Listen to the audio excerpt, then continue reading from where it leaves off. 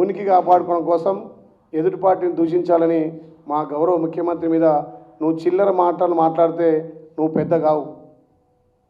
నువ్వు తండ్రిని అడ్డం పెట్టుకొని వచ్చి ఎమ్మెల్యేగా మంత్రి అయినవు. కానీ మా పెద్దలు రాష్ట్ర ముఖ్యమంత్రి వర్యులు అట్టడుగు వర్గాల నుంచి కింది నుంచి కార్యకర్త మనసు తెలిసిన కాంచెల ఒక కార్యకర్తగా, ఒక జెడ్పీటీసీగా, ఒక ఎమ్మెల్యేగా, ఒక ఎమ్మెల్సీగా, ఒక పార్లమెంట్ సభ్యుడిగా వచ్చి అలా తెలంగాణ ప్రజలకు కార్యకర్తలకు అండ ఉండి పల్లెలను అభివృద్ధి చేయాలనే లక్ష్యంతో ప్రజాపాలన అందిస్తుంటే దీన్ని చూసి ఓర్వలేక ఈ డ్రామారావు కొత్త డ్రామాలు తెరలేపిండు. తప్పకుండా డ్రామారావు నీ డ్రామాలు తెలంగాణ ప్రజలకు అర్థమైనాయి. మీ నాయన, మీ బావ, మీ చెల్లె నలుగురు కలిసి పార్టీని ఎట్లా పునర్నిర్మించుకోవాలి, తెలంగాణలో ఎట్లా పోవాలని ఆలోచన చేయి తప్ప మా పార్టీ ప్రజా సంక్షేమం అందిస్తుంది. ప్రజలకు అన్ని రకాల మీరు 10 ఏళ్ళు దోచుకొని దాచుకొని అప్పులు రాష్ట్రాన్ని చేసినా, మీరు తప్పులు చేసినా, మీరు అప్పులు చేసినా ఒక్కొక్కటిగా మా గౌరవ ముఖ్యమంత్రి సర్దిద్దుకుంటూ ఇలా ప్రజాపాలన ద్వారా ప్రజా సంక్షేమం, ప్రజా అభివృద్ధి 2 కళ్ళ లెక్క తీసుకుపోతున్నాడు. తల్లి సోనియమ్మ తెలంగాణ ఇచ్చినప్పుడు ఈ రాష్ట్రం ధనిక రాష్ట్రం.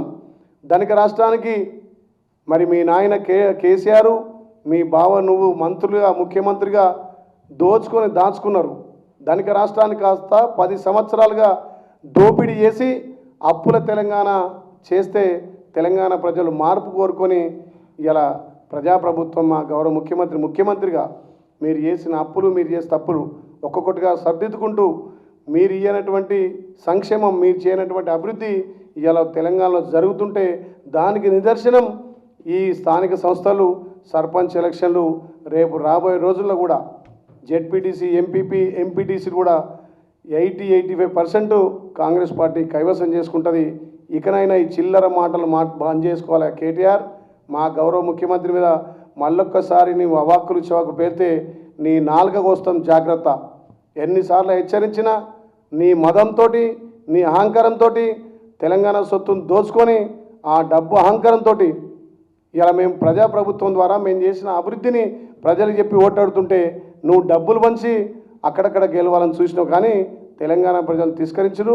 ఇప్పటికైనా మా ప్రభుత్వానికి మీ ప్రతిపక్ష నాయకుడు మరి మీ భావన, నువ్వా, మీ నాయన ఎవరో తెలుసుకొని రేపు జరిగే అసెంబ్లీలో ప్రతిపక్ష పాత్ర నిర్వహించుర్రి.